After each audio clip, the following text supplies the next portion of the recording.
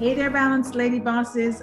This is Stacy, and welcome to another epic of the Balanced Lady Boss Show. So, first of all, I just want to say that this is going to be one of my favorite episodes. I already know it because my bestie, Lisandra, is on with Woo! us today. And I don't know how many of you have been following me from the Transformation Tuesday days, but Lysandra, Lysandra was on with me in the early days, just kind of helping to shape the vision around just this whole conversation space. You know, this is a very special way of me sharing myself and my talent. And Lysandra has been such a huge supporter and just cheerleader for me in refining who I am becoming in the space of what I now consider my soul career. We're going to talk about that. Yeah.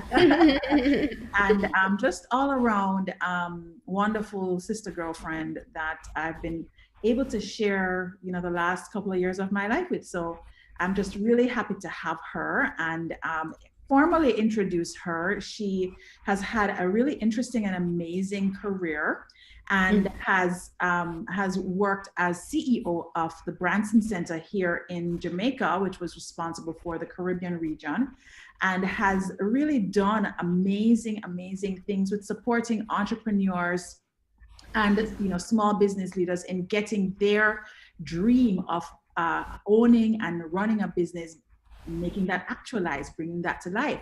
And now she has stepped into the space of being a self-made, of being that entrepreneur by launching her business, her company, Soul Career, which is all about supporting individuals on their journey towards a livelihood that lights them up. You know, spending your time and earning money in a way that fulfills you at the deepest level. Welcome, hmm Sandra. Thank you. What an amazing, powerful introduction. Thank you so much for having me, Stacy. And I agree with you. We're going to have so much fun. Yes, exciting. Okay, so first and foremost, here at Balanced Lady Boss, we like to focus on three core areas: boardroom, bedroom, bliss. And Mhm. you have built an amazing business around one of our pillars, which is boardroom. And Yeah. I think for a lot of persons, they may look on and say, oh my God, how did she leave being, CEO of one of these amazing organizations, like, working with Richard Branson and that whole Mhm. line of things and people and being able to travel and do all these amazing things. How could she leave that Yeah. and go over here? Like, that's a dream job. Tell me about your soul career journey. Yeah, so I really loved my job at the Branson Center. As you said, I was able to travel, to network at the highest levels of business. And I really was passionate about helping entrepreneurs to scale their businesses and to secure funding and to become better entrepreneurs, just better business people. So I really loved that job. I was at that company for 7 years in different roles and 3 years as CEO. And in my third year as CEO, I got invited to speak at a conference that the United Nations World Tourism Organization was holding for tourism entrepreneurs. And that conference was in Spain. Now, I had lived in Spain when I was in college for 1 year. My junior year in Spain, I lived in Seville in the south, and I loved it. It was a transformational experience. It was the first time I was in Europe. It was the first time I traveled on my own. For example, I went to Rome completely on my own, Portugal, London, Paris. I just became a worldly woman in Spain, and the flamenco and the art, I just loved it there. And I promise, I remember being in the airport in Madrid on my way back to Jamaica for summer vacation before I went back to college in the States. And I remember saying to myself, I will not be one of those people that lets decades pass before I set foot in this country again. I'm coming back. I love it so much. I'm so sad to leave it. However, life, of course, and Harvard Business School and consulting in New York and coming back to Jamaica, all of that happened. And so 15 years went past without me setting foot back in Spain until I got invited to this conference. This was in 2019, May 1st, 2019. So I jumped Jamaica Carnival April 29th, slept on April 30th, got on the plane in the evening, and landed in Spain on May 1st. Wow. That's insane. I remember that. And the minute I landed back in the Madrid airport, I felt like it was a homecoming. I felt like it was one of my homes in the world. And I just remembered a part of myself that got lost in this transition to this professional, that bohemian, free spirited wanderer, Lisandra, that I was in college. I remembered her and lived her again. So I went to the conference and I spoke, and it was in San Sebastian in the north of Spain. Then I flew down to the south of Spain, Seville, where I had lived. And it was so emotional just driving from the airport. I drove in from that airport so many times and I lived there. It was like a blast from the past. And it just so happened that I was in Seville for Feria de Abril, which is their big carnival. It's like everybody's in flamenco and top hats and riding on horses to the flamenco grounds. And it was just amazing again. And then I went from Seville to Madrid and had a few days there in the capital city. And the whole experience was just life. It was just, I felt the feeling of life again, because when we're in our routines, we get in this drone kind of frame of mind, and it just jolted me, and this is life, and I wanted to feel that all the time. So my decision to leave the Branson Center originally was so that I could move to Spain and feel that feeling of life more frequently. Wow. Yeah, no, I actually, you know what? When you touched on the memory, the pulling off that internal connection that you felt when you landed in Seville and you were driving from the airport and you were just like, oh my gosh, and having all these aha moments. That actually happened to me with Jamaica. And that's how I ended up moving to Jamaica, because I was just, wanting to be a part of the DNA that made it tick. I just felt so attracted to the nostalgia of being here. So I Yeah. totally get that. And I mean, just listening to you talk about it, I want to go to Spain. I haven't been to Spain yet. I've done Italy and I've done England a little bit, and some of France, but I haven't done Spain yet. And the way you talk about it, it just sounds so romantic and just yeah. So I get it. Yeah, what's interesting is that most people get their experience with Europe through the movies. And the movies are very focused on Paris and Tuscany, right? The vineyards of Tuscany and the Champs-Élysées in Paris. So there are not a lot of movies about Spain, but Spain is all of those things that you see in those movies about those other countries. It has vineyards, it has a very strong wine industry, it has olives, it has architecture and art and amazing just culture, flamenco, and it's so embedded in the culture. It's not watered down at all. It's very Spanish, and I just love the whole thing. Oh, wow, girl, it sounds like you live in Spain right now. So where? Yeah, so that is the story. So I came back from that and I had this fire in me, this internal compulsion. Like, I need to feel that way all the time. While I'm alive, I want to feel life, right? So I waited for like a month. I'm like, okay, I just need to settle down, get back in my routine, wait for this feeling to pass. But it didn't. And so I was like, you know what? I'm just going to go for it. I'm going to grab the bull by the horns, give in my notice, because as CEO, I had to give 6 months notice at the Francis Center.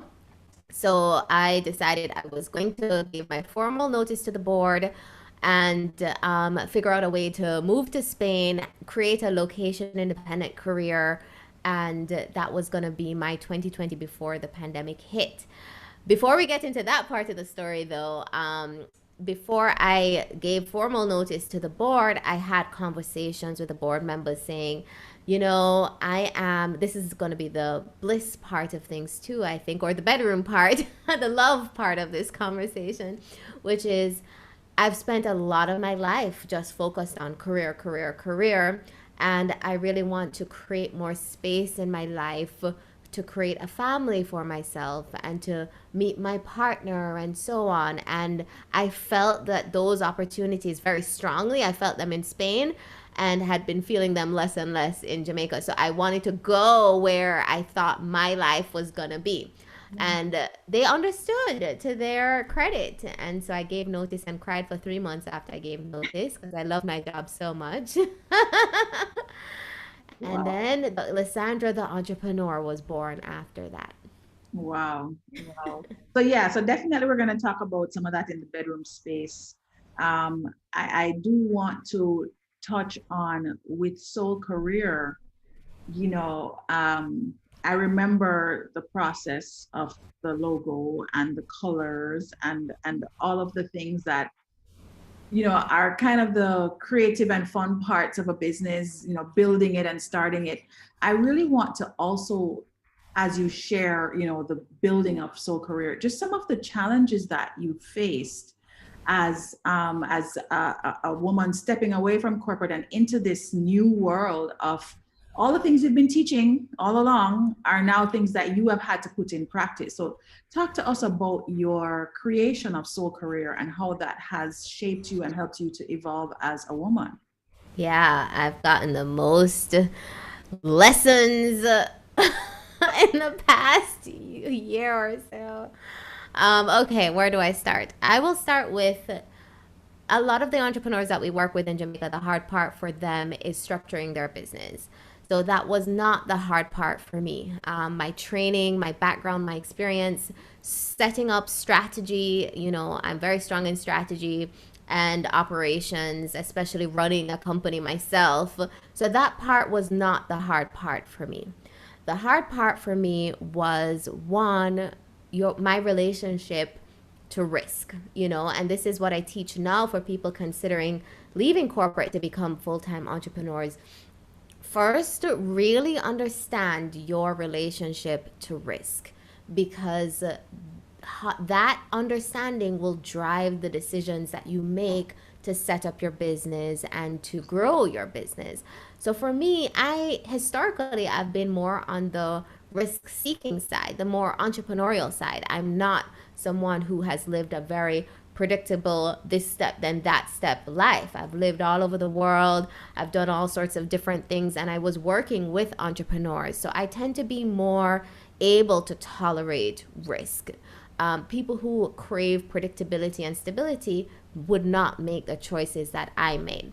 So it's really important to get really in touch with who you are before you make a decision like that.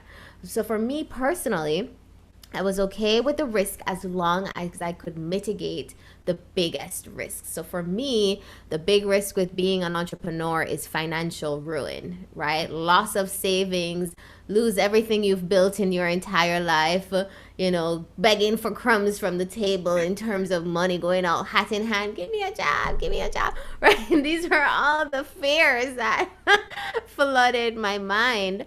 So to mitigate that risk, I decided to raise funding to give me some runway to learn how to build sales in the business without having no cushion. So I decided to get external funders.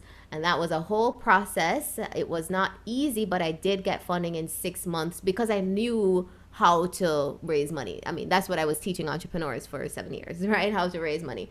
So I did end up getting funding in 6 months.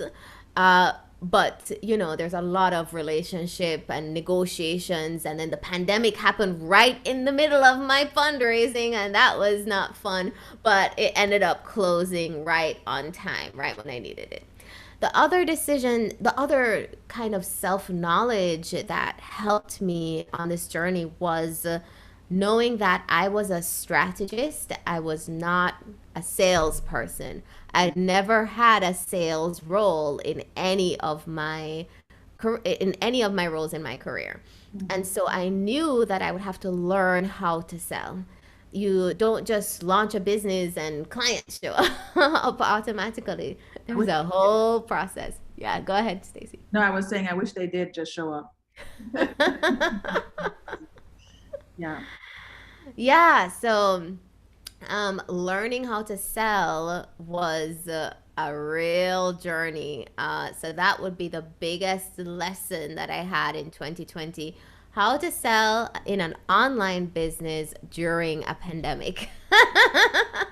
You could teach a course just on that. Like that could just be the course, right? Settle regardless of pandemic or any other external extenuating circumstances. Yes. Right, yeah. And I'm still learning and I'm still figuring that side out to the levels that I want to see the sales come in. And then the third and final thing I'll talk about is just emotional roller coaster that happens when you shift from corporate to entrepreneur. In a corporate environment, it's like living at home with your parents.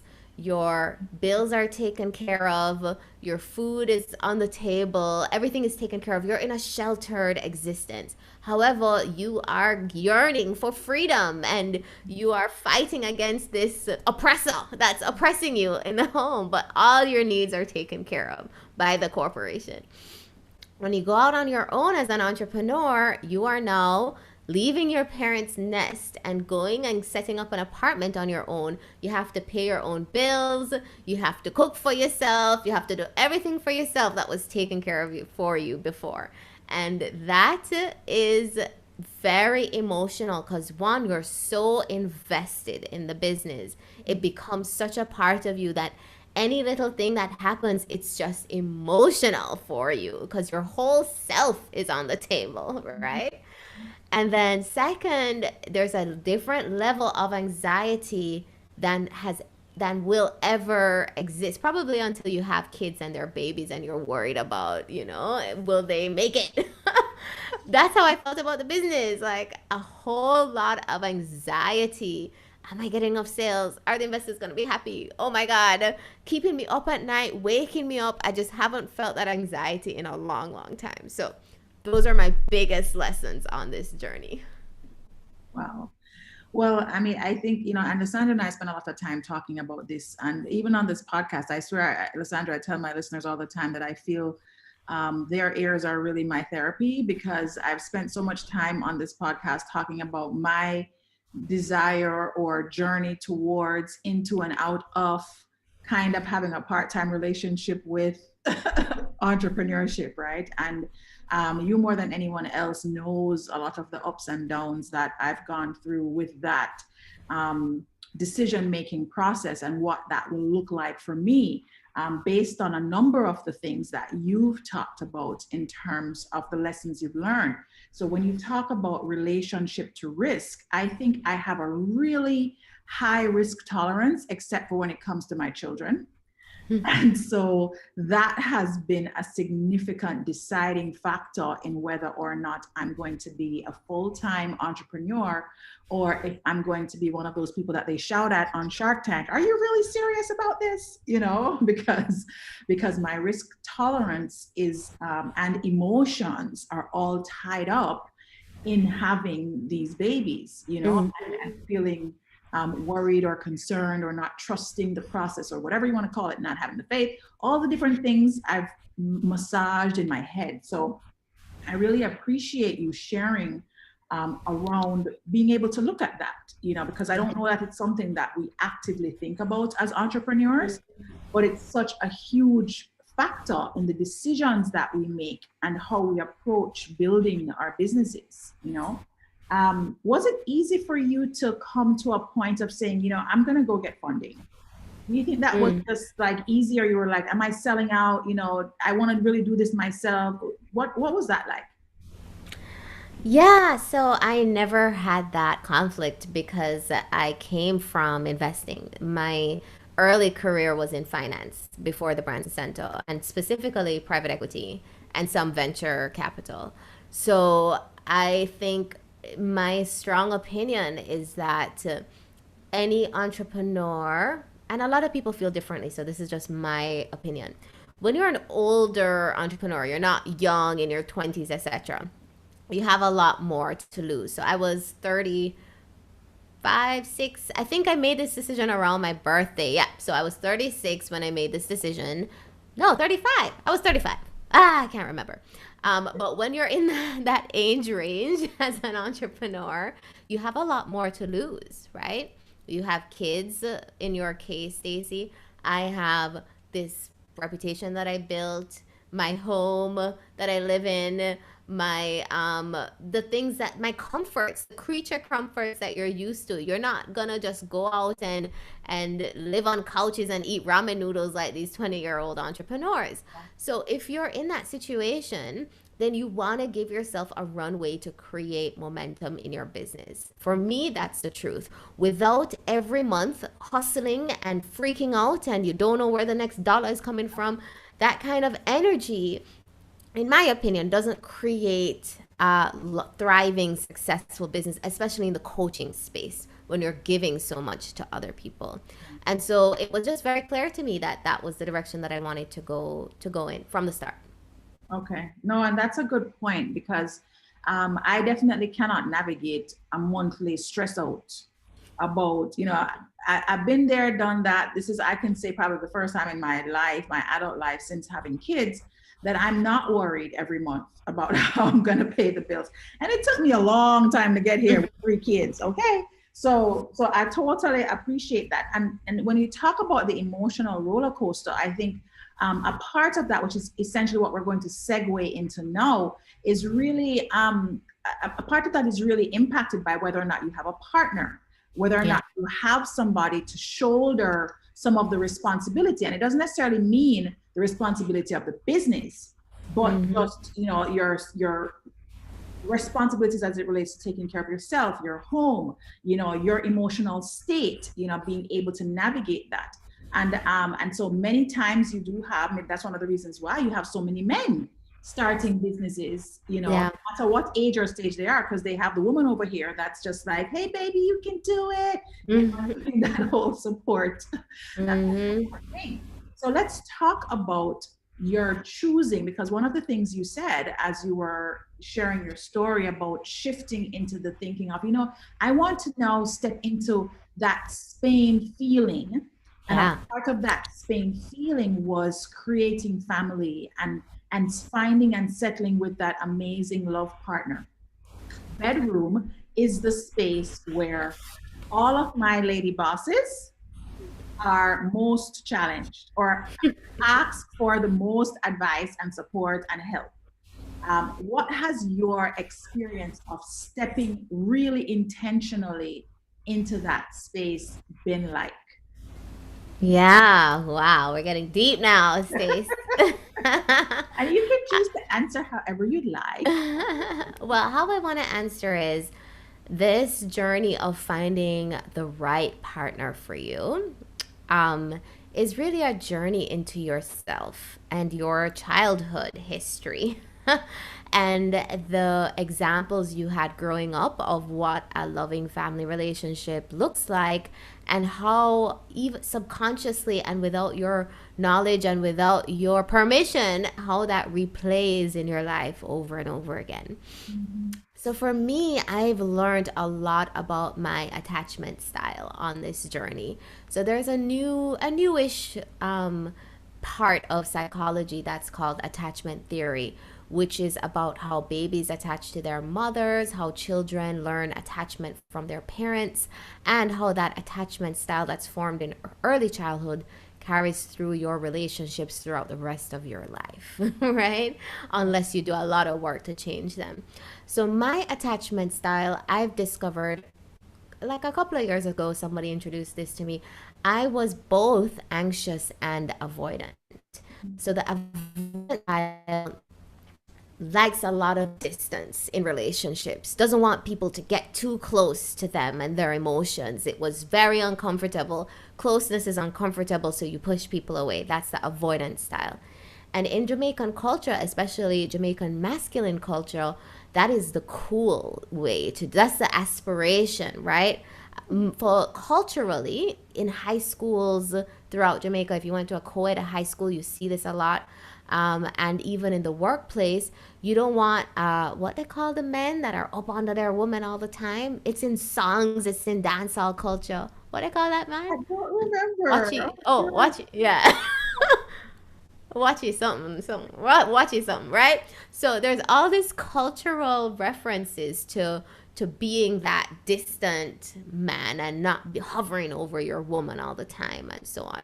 So I actually find that you see a lot of men in Jamaica exhibit avoidant tendencies, and I myself had avoidant tendencies because of my own childhood issues. So this was especially manifest in my 20s when I was in college, when I was in Spain, when I was traveling the world. I didn't want a guy to get too close to me. It just felt very uncomfortable at the time. And the reason for that, so where the anxious part comes in, because I was both anxious and avoidant. So anxious people are the opposite. They crave a lot of closeness. They want to become one with their partner and just melt into the partner and not have a separate existence from the partner. Lord, child, go ahead. You Is talking that who, about it. is that your style? I'm thinking about people, just thinking about be like, yep, that I can see it. Right, yeah. So for the anxious side of me, I crave closeness. I love really close relationships. Like even me and you, Stacy, we went to lunch. We met one day in May in 2018. We went to lunch and we were best friends after that because we just opened up Yeah. so much in that one lunch. And that's how most of my relationships are. So I crave a lot of closeness, but I have a strong fear of abandonment because of my childhood. My mom was a workaholic. My dad was very distant. So we were at home with helpers most of the time. So even something like that, where your parents are away because they're trying to take care of you, but you're not nurtured enough, you know? Yeah. Yeah. And so that a fear of abandonment is what causes me to push people away. If I get too close, if we fall in love, you're going to end up leaving me anyway. So I need to be careful and protect myself from that happening. So don't get too close. Oh God. So that was my 20s was anxious avoidant attachment style. Like, I really want closeness, but don't get too close. Don't get too close. Right? You're going to hurt me. You're going to hurt me if you get too close. So then in my 30s and in this past couple of years, especially, I have really done a lot of work to really heal the avoidance side of me Mhm. and to be comfortable with vulnerability in a relationship and to be the one that is open and nurturing and creating a nurturing environment for the partner, which is a man in my case, right? Um, However, and I still have some of those anxious tendency, the need to be very close, very intimate emotionally with someone. I don't like any kind of emotional distance between me and my partner. I want to know how your day is going emotionally. I want you to know mine, etc. And so I find that this journey has really opened my eyes to my lack of discernment. I cannot discern in the early days whether a guy that I meet is avoidant or is secure. So, secure is the third attachment style that everybody aims to be securely attached. You like closeness, but you're comfortable in your own skin too. You're comfortable being part of a we and part of an I. And I am looking for that, but I have a very hard time filtering out avoidant men from secure men because of my parents and my childhood growing up. Avoidant men look to me like secure men. But when I get into it, I realize that they're actually very avoidant. And that's the pattern that has repeated in my relationships over and over and over again that I've now trying to heal.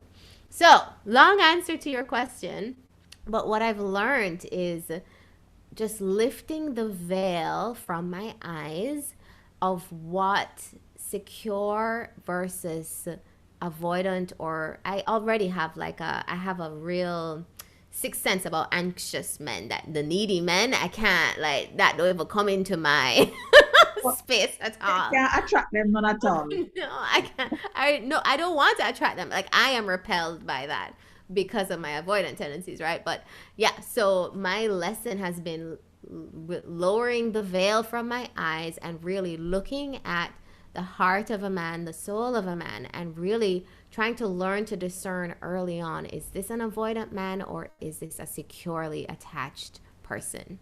Yeah. Wow. No, that's great. Does that answer your question? That's well, first of all, even if it didn't, because at this point I can't remember the direction I was going with the question.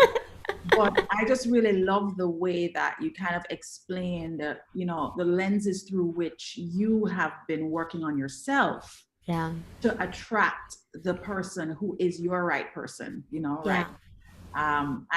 And this month, actually, I know we're recording in February, and this month on the show, there's going to be a lot of that conversation about, like, who you attract, why you attract, how you Yeah. attract, and the importance of really being aligned. Because when you're being boss lady, you just gotta have the right person. It just isn't enough to have a body or a hot person in Yeah. bed, or it just doesn't work. I mean, it might for a little while, like I've done all of those things, tried that out. But the truth is that when I am in the space of really seeking someone who is aligned on the same level of consciousness, can have a certain type of conversation, can really speak to me in a way that edifies me and edifies my journey, and acts as a support system versus Yeah. an energy draining system or a vampire or any of those other kind of things. I'm really clear that that does not look like the hot body guy in the bed overnight that you really enjoyed dancing with at the club. Although you have that. Although you have that. Yes, there is a time and place for all of those things. Right. Um, No, so, I mean you have that right now in a oh, securely attached male. okay, okay. I'll take it. That's I'll what take I it. meant. Thank you very much. But yeah, so and this space, I can tell you, when I was having one of the interviews that I actually have coming up, one of the reasons why this space is so key for so many of us, in this being lady boss kind of world, is that it is the area where we feel the deepest pain, and we oftentimes have the deepest wounds that have not healed, many of them from childhood. And even though we don't think it is impacting how we're showing up as a leader, it actually is. And until you are on the opposite side of the coin, or until you are in active self observation about the gaps that love has left in your life, then it's really difficult for you to see where it's having a negative impact. So thank you so much for sharing about attachment styles. I wrote it down. Yeah, if I, I could recommend a book, Attached. I recently read that and it was really eye-opening and caused me to walk away from something that I was dabbling in. you know, um, but for the whole, basically all of 2020, and I realized that there was a lot of avoidance there. And again, my big aha moment reading that book was just, it's really hard for me to tell avoidant men from secure men. It, Mhm. like, my powers of discernment in that regard are very minimal, so that was very eye-opening. The other book I would recommend is Safe to Love Again. That's another book on attachment styles, and there's a chapter called Love is the Operating System of Your Life. Oh, How you attach to other people, not just romantic love, how you attach to your colleagues at work, to your team members, to your friends. All of it comes from attachment theory, from avoidance to anxiety to securely attached. All of it comes from that. no, that's really good. That's really good. You actually recommended Safe to Love Again to me Hmm. before. And since I'm working on this love program now, I think I'm definitely going to take it back up and take some points from it again. Yeah. All right. So, thank you so much for that really expansive look at bedroom. And just to close it out, I think what I would want you to share is one piece of advice that you would give to women who are in that space now of exploring, finding a partner and even looking at their attachment styles now that they know all about it. And, what is the one thing that just one little gem that you would drop to say, for other women who are in that space now? Look for a man who wants to be part of a we and Mm, not just be an I. Because I see so many, even a lot of women who are in relationships now who are just two eyes living in the same house. And it's taken me so long to find the right partner because that's not the kind of partnership that I want. I really want to be a we in every sense of the word. And so I've taken the time to really find that person who can be a we with me. And the key for me has just been finding a man who isn't just I, that ego, that fragile ego and the I, but wants to be a part of a we with me. Yeah, no, that's lovely. That's what I call a ready man. A ready man. Yeah, you call him a ready man. Yeah. Awesome. Okay. Now, the third pillar that we're going to touch on today is my bliss pillar, which was really the inspiration for this entire change mission. It's in the space of finding my own bliss, which is everything with my lifestyle. So my health, my wellness, my wealth, and my spiritual self. All of those things are really what led me to creating the Balanced Lady Boss show and the community that I'm now building. How do you serve yourself in the space of bliss? Yes. So this is how we connected to begin with, Stacy, right? We've just been on this self-care, self-love journey together. And I will just go off on a little bit of a tangent here and just say our very first months as friends, every morning you would send me a picture of your intention cards that were not yet published, and you would say, "This is the card that I chose for you. This is my intention for you today." And I would wake up to that like 5 a.m. in the morning. These cards were sent to me. So I would wake up, and it was just such a beautiful start to the day. And it was like such a great part of my day. So, with that aside, let me answer your question. What was the question again? How do you serve yourself? I just want to say that's such a lovely memory. That was such a special time for me as well because I had this thing that I was birthing, and you were such an intimate part of that process, all the behind the scenes, and I love that you shared that memory. Thank you so much for sharing that. But my question was about how you are serving yourself now in the space of bliss. Yeah, so I've just become very intentional about that because you just can't manifest anything that you want in your life, a successful business, a successful career, a great partnership with your romantic partner. You can't manifest any of that without having that bliss piece figured out and living in that state of bliss and operating from that state of bliss. So, for me personally, this journey started when one of my team members at the Branson Center, who's now the CEO, Lorianne Ainsworth, I was stressed out one day having like anxiety in the office, and she was like, "Lisandra, what do you do just for you?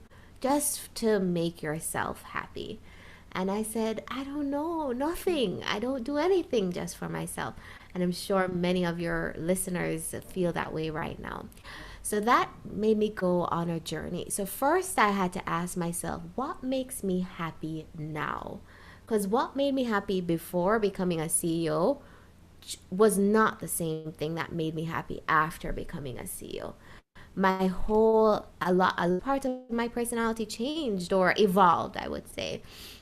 And the things that were fun for me before were no longer fun. So I had to really say, what now makes me happy? So it wasn't going out and going to a party or having a drink or going dancing. That didn't make me happy anymore.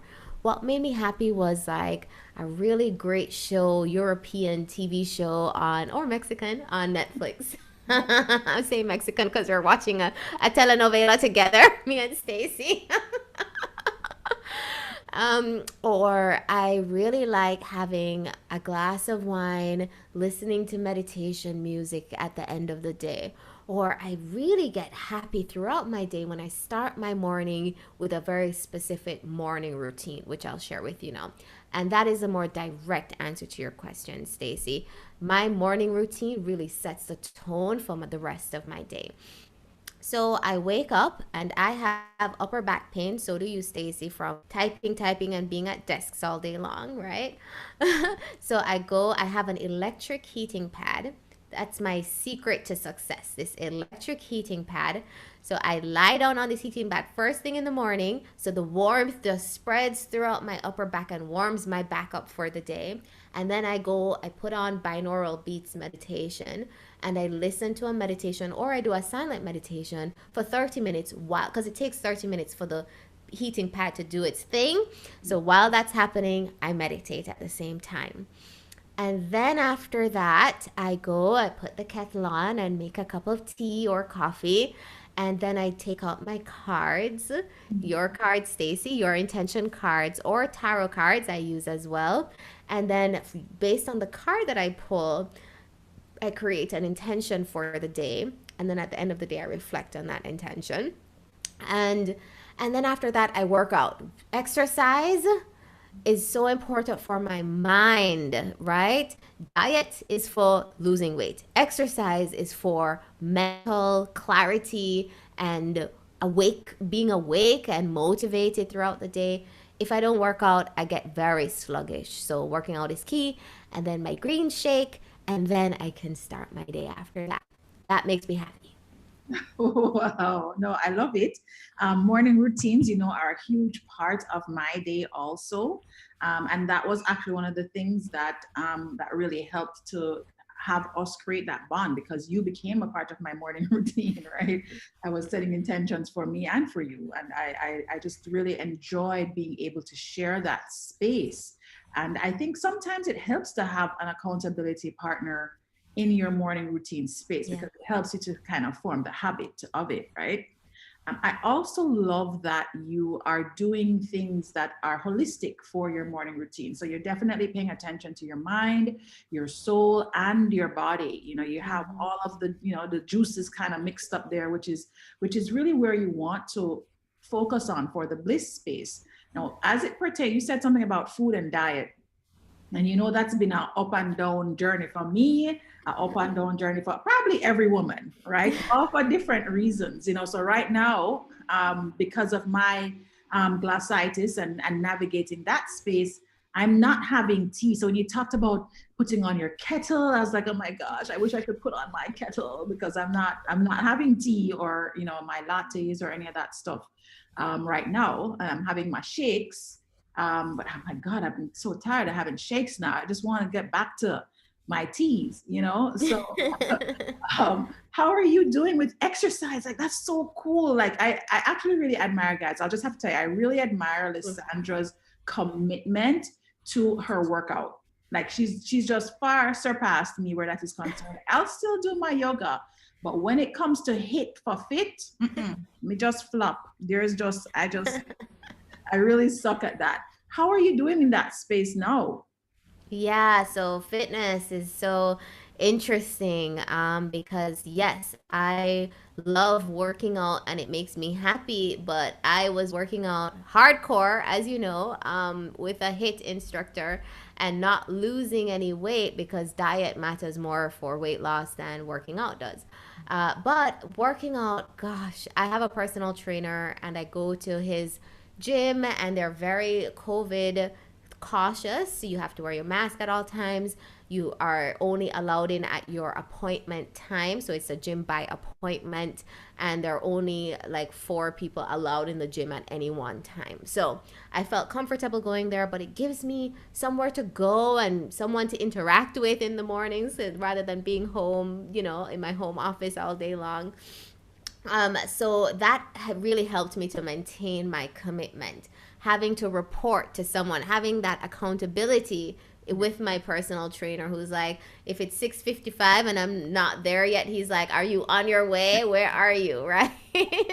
So that's very helpful. But so I was telling you before we started recording, Stacey, that I'm on this diet right now. Oh my God. So I decided my treat to myself in February, my Valentine's gift to myself, is to give myself my 20-year-old body back. Woo, girl. Amen to that. While you're giving yourself your 20-year-old body, maybe you can throw some over here because I'm gonna need as much help as I can get for that one. So I Wow. want to have my 20-year-old body back, and I am committed to doing that. And so I've been seeing these Instagram posts from this company, Core Fit Foods Jamaica, with before and afters of people losing 15 pounds in 1 month, 20 pounds in 1 month. And I'm like, and then my friend, one of my really good friends, took the diet and she lost 13 pounds in 1 month. Wow. And I went to their pop up shop, and her former clients had passed by to pick up some more food items from her. And they were like, yeah, I lost 20 pounds on this thing. I'm like, oh my God, okay, I want to lose 10 pounds in 1 month. So I'm just going to bite the bullet. It's an expensive program, it's not cheap, but this is my gift to myself. And it's a keto program, but they give you 3 out of 4 meals a day. And then the fourth meal for you is like at least 4 ounces of meat, 4 to 8 ounces of meat, and then 4 cups of vegetable. No, 4 cups of veggies as well. The meal, and you can't eat tomatoes, chickpeas. You cannot have anything that has sugar or carbs in it, basically. Wow. And you eat every 4 hours of the day, and you drink 100 ounces of water a Oh my day. God. Are you getting through all of that? Oh my gosh. Wow. The sugar withdrawal is real. So I just started this on Friday, and I've been the most miserable person. Well, oh, Especially the 2 o'clock, 3 o'clock hour, I get real cranky, real miserable. But I lost 4 pounds in 4 days, Stacy. So wow, that's great. Amazing. So I guess the next time we have our meetup, there will definitely be no alcohol because alcohol is full of sugar, and that's why yes, we love no it. alcohol. We love it because it's full of sugar. Yeah, um, so yeah. this is really a grand commitment, though, Lisan. I am, I applaud you. I'm going to be cheerleading you from over here 1 whole month. That's great. And I think what will encourage you is seeing the results, right? Because that's what works. You do Yes. it because you want the results. Yes, I actually am on. So there's coaching as part of this program. So I have my 1 week check-in today, and I have to say how much weight I lost since I started, and it's 4 pounds in 4 days. I mean, it's water weight to start before your body gets into ketosis. It's a keto diet. If you know keto, you know it's hardcore, but it works. And yeah, I'm just thinking about February 28th. February 28th. I'm going to be back in my body February 28th. Do you have a picture or do you have like an inspiration kind I of need to, visual yeah. that you're using? Like No, a, I need to do that. I'm gonna blow up one of my 20-year-old pictures in a yeah, bikini and put it on my yeah, phone and be like, yes, yes. this is it. Exactly, exactly. Because my inspiration is not me; it's actually J Lo. I wanted to pick somebody that's had kids. I mean, yes, she has those Latina genes, which has its benefits, but I'll take it, right? I'll take it. So I'm like J Lo at 50, Stacey at 45. We can work it out. We must be able Yeah, to do something, right? yeah, So yeah, yeah, well, for cool. sure. Thank you so much for sharing that. We are actually at the end of our time together, which has been really, really great. I learned so much. I always learn so much chatting with you, which is one of the reasons why I love being your friend. And to close out our conversation, I would love for you to share just one takeaway that you would have for our Lady Boss community. If you could share one thing, whether it's a quote from a book or a principle that you've always, held in high esteem, one thing that you would want to leave our listeners and viewers with. Hmm.